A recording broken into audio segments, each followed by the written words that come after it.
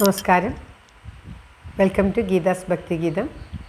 One day one ശ്ലോകം. Shrimad Mahabhagavatam 741st day.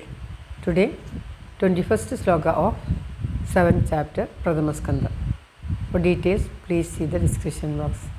Geetha's Bhakthigeetham ഒരു ദിവസം ഒരു ശ്ലോകം ശ്രീമദ് മഹാഭാഗവതത്തിലേക്ക് സ്വാഗതം. ഇന്ന് 741 ദിവസം.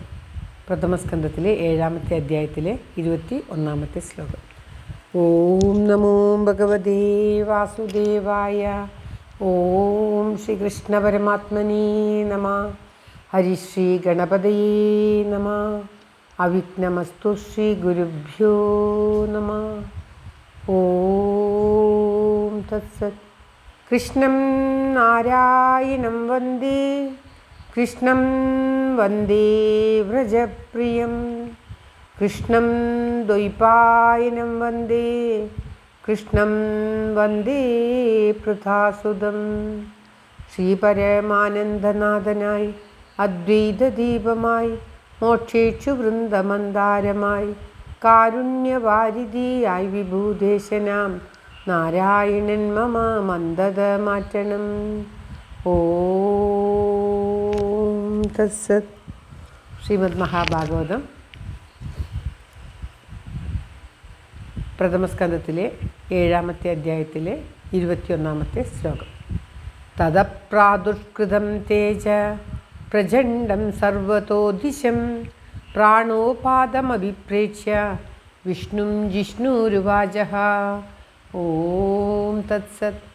തതപ്രാദുഷ്കൃതം തേജ പ്രചണ്ഡം സർവതോ ദിശം പ്രാണാപദം അഭിപ്രേക്ഷ്യ വിഷ്ണും ജിഷ്ണുരുവാചഃ. ഓം തത്സത്. തദാ പ്രാദുഷ്കൃതം തേജ പ്രചണ്ഡം സർവതോദിശം പ്രാണാപദം അഭിപ്രേക്ഷ്യ വിഷ്ണും ജിഷ്ണു ഉവാച ഹ. ഇങ്ങനെയാണ് പദം പിരിക്കേണ്ടത്.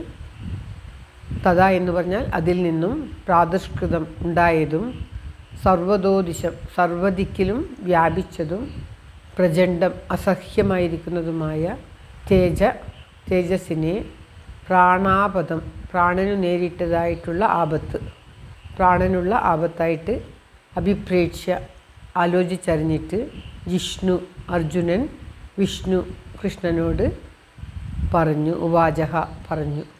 അതായത് ആ മുൻപിൻ ആലോചനയില്ലാതെ അശ്വത്ഥാമാവ് അർജുനനെ വധിക്കുവാൻ വേണ്ടി ബ്രഹ്മാസ്ത്രത്തെ തൊടുത്തു എന്ന് കഴിഞ്ഞ ശ്ലോകത്തിൽ പറഞ്ഞു.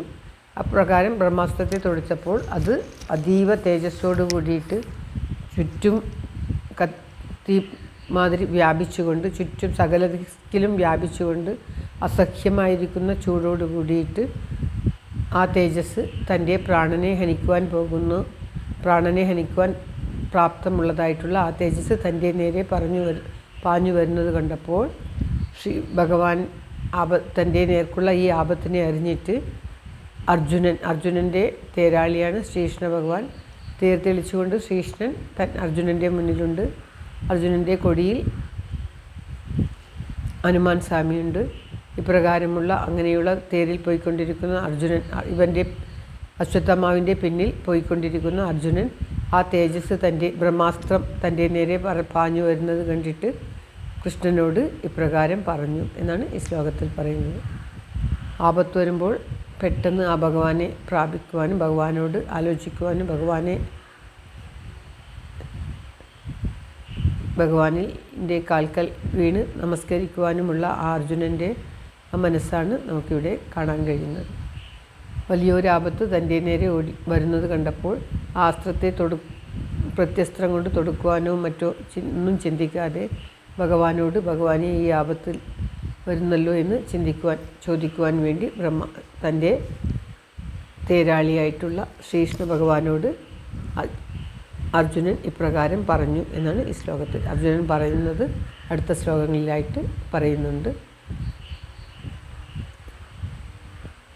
ശ്ലോകത്തിൻ്റെ അർത്ഥം ബ്രഹ്മാസ്ത്രത്തിൽ നിന്നും ഉത്ഭവിച്ചതും എങ്ങും വ്യാപിച്ചതും സഹിക്കാൻ കഴിയാത്തതും ഉഗ്രമായതും തൻ്റെ പ്രാണനെ ഹനിക്കുവാൻ മതിയായതുമായിട്ടുള്ള ആ തേജസ്സിനെ കണ്ടപ്പോൾ അർജുനൻ കൃഷ്ണനോട് പറഞ്ഞു എന്നാണ് ഈ ശ്ലോകത്തിൽ പറയുന്നത്. ശ്ലോകം ഒരിക്കൽ കൂടി.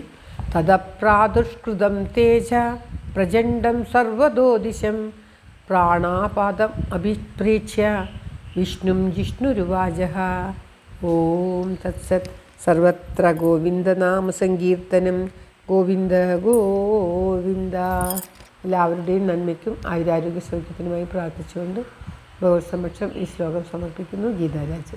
Thank you for watching. All the best. Have a very very nice day. God bless you. ദൈവം അനുഗ്രഹിക്കട്ടെ.